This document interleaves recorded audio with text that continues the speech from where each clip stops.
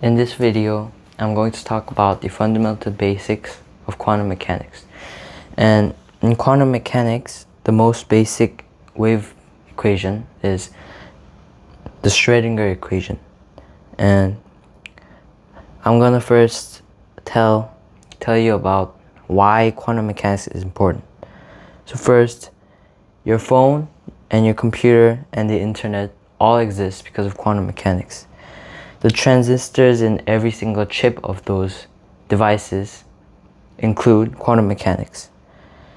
And if there aren't quantum mechanics, then there won't be devices. MRI scan, lasers, and solar panels are all working due to quantum mechanics. And quantum mechanics are building a next generation of technology, which is the quantum computer. Quantum computers can solve very hard riddles or puzzles and problems millions times faster than computers nowadays. And there are quantum predictions that really surprise us how accurate it can be. For example, it can measure a length from Boston to Toronto in the width of a hair length. And before quantum mechanics, everyone thought that things were predictable and they would happen 100% chance. But then quantum mechanics proved that this wasn't true, and it said that there are probabilities for everything that occurs. For example, if we spin a coin, it lands on head or tail. We do not know where it will fall, and we should consider two possible outcomes. Now, this is where the wave function gets in, and the wave function, when the wave function reaches its peak, this is where there are two possible outcomes, and then this is where there is head or tail. One of them has a higher outcome, and then this is where it gets decided. When the coin is spinning and then it's about to fall in tail, and that means the tail has the higher outcome. And then this is where tails come out 100%. For example, this is where we are looking at, so there are two possible outcomes in there, right? And then this is before we look at, actually. And then this is where we look at. This is where we look at.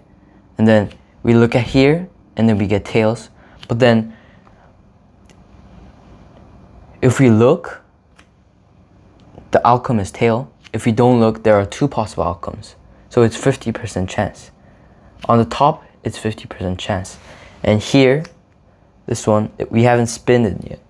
So it's 0%. And this one is 100%. And then this way be like 30%, 70%. This one maybe 70%, 30%. And then this is how the wave equation works, and its peak tells us how many outcomes there can be as possible. And now the quantum probabilities all come from the Schrödinger's equation.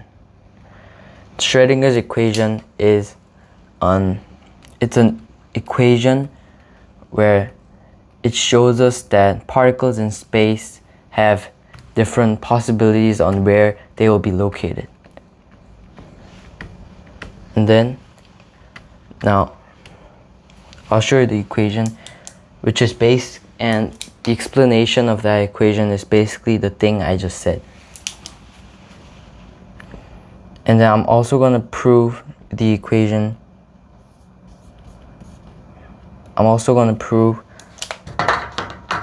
the equation.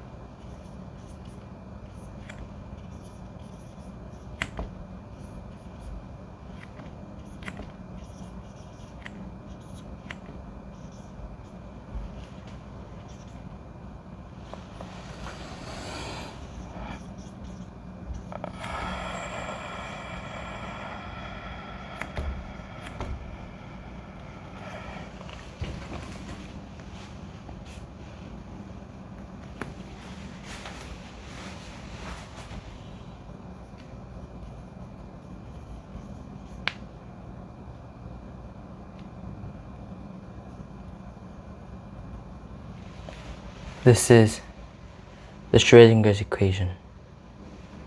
And then now I'm gonna prove it to you guys how this works. And the first step is writing the equation. And what we want from the outcome is dp over dt equal to 0. This is what we want, because this shows us that a real particle can't be found infinitely far away. So, which means that we'll get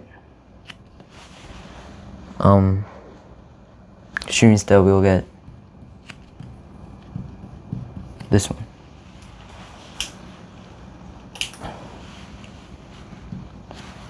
And this is how we can get this one. So this is the first step, writing the equation. And now the second step is called complex conjugate.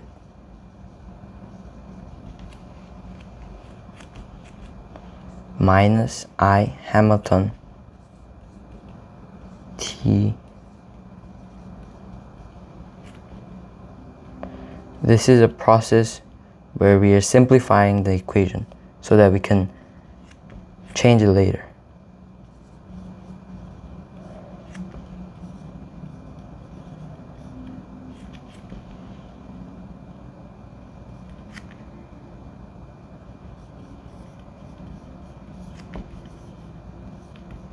So now this one is the potential energy.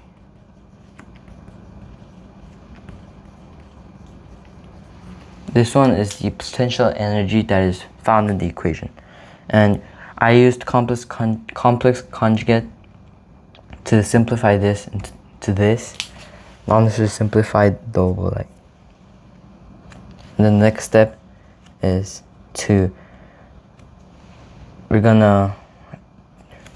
we need to differentiate the total probabilities. So we'll write down like this.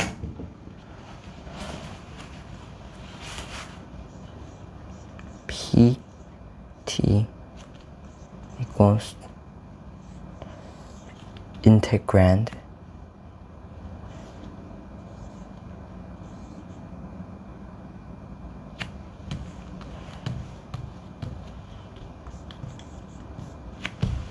psi square dx equals to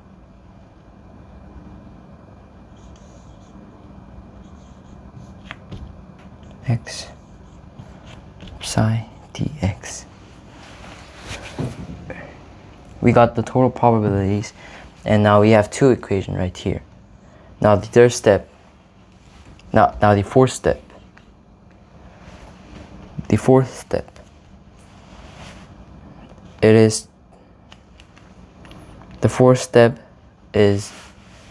to substitute in from both of the equation to get, and our goal is right now here is to remove the potential energy, because we don't need that.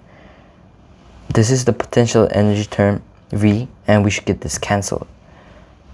So what we're going to do is we're gonna write down the base first, and then integrand psi times,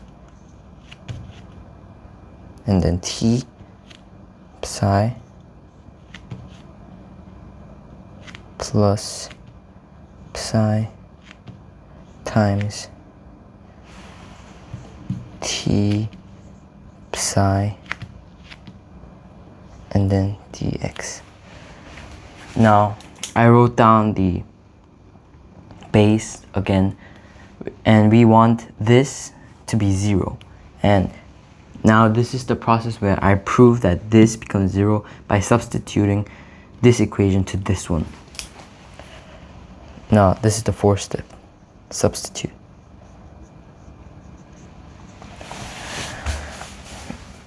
And then this one we'll do dp over dt equals to I Hamilton over 2m integrand psi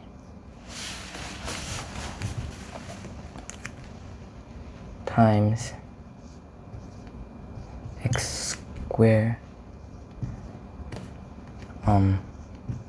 psi minus psi x squared over psi x and dx.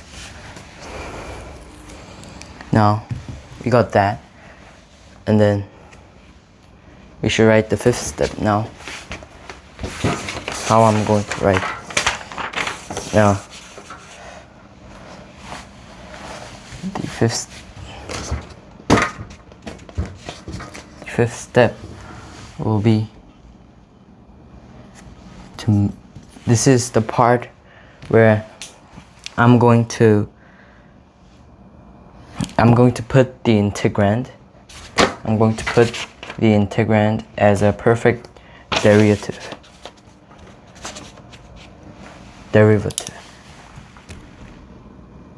Put integrand as perfect derivative. This means that now I'm going to even more simplify the integrand. How I'm going to do this is psi times x squared over psi. Notice that we got rid of the square, minus psi x squared psi x, and then this one is equal to x psi times psi over x minus psi.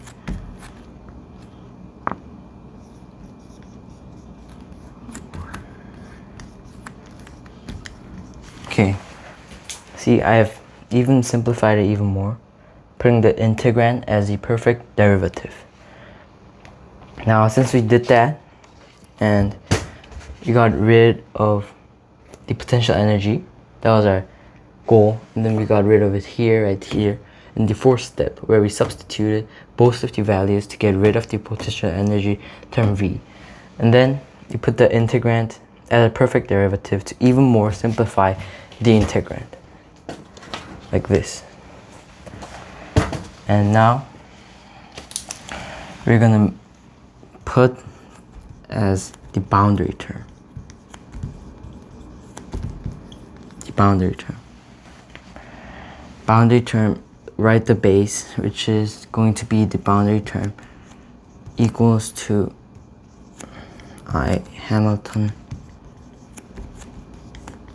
And then we're gonna now solve the integrand since it didn't get too complicated.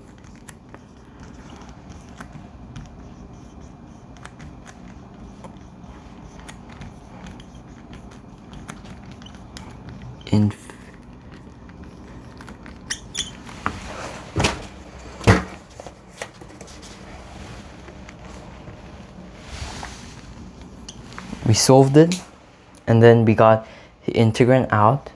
Now we got two possible outcomes here. We're gonna put this. The integrand was in the form of x, right? dx, so it's x. And then now we're gonna put infinite in x minus infinite in x again, okay?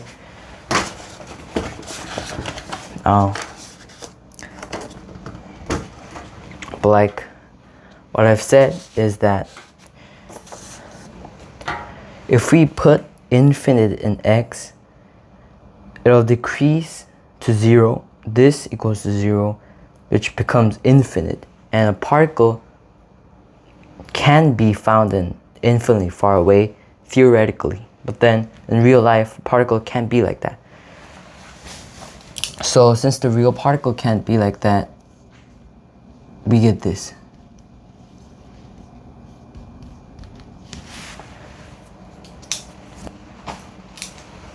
And then we got this, which was part of our goal. Now, the next step is this. And the next step is just to make that the boundary.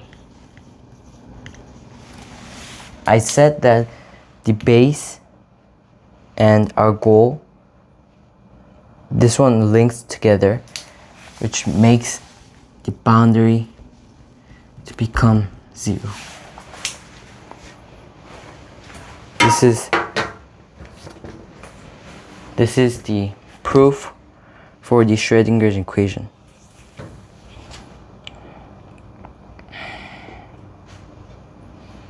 And what I didn't do here is I didn't square the psi with the absolute value. And if we don't square it, we don't get the exact probability of finding the particle in different spaces. And then that makes us get the coherence, which is that particles are fragile, and then when a quantum wave interacts with that particle, it's probably leaks in. So that's why I didn't use the square. I'm going to show a brief explanation again, and then I'm going to end it. This was the first step in which this was the first step where we wrote the equation, the base equation for Schrödinger's equation, and then we did a complex conjugate to simplify the equation, and our goal here was to decrease the potential energy term V to 0. And this was the second step. Now the third step is finding the total probabilities. So we got that, and then we wrote the second equation down here so we can have a good reference. And then number 4, we substituted this equation into this equation, and we put the base equation, and then we got this. And we can see that it's dx, integrand dx. So we can know that next time we solve it, we gotta put x into it. And then number 5, we put the integrand as the perfect derivative. So we got this as the perfect derivative, and then this equals to this. But then we haven't solved the integrand yet, right? This was the first equation, this one. But now if we solve the second integrand equation, we get the boundary term, which is the base boundary term. And then we solve the integrand, put it as infinite and minus infinite. And then we got this one, which is explanation that a particle can theoretically get infinitely stretched out, but then it can't infinitely do that in real life. It can't do that. So we got this, which makes the boundary this much. And then this was proof for the Schrödinger's equation, and I'm done.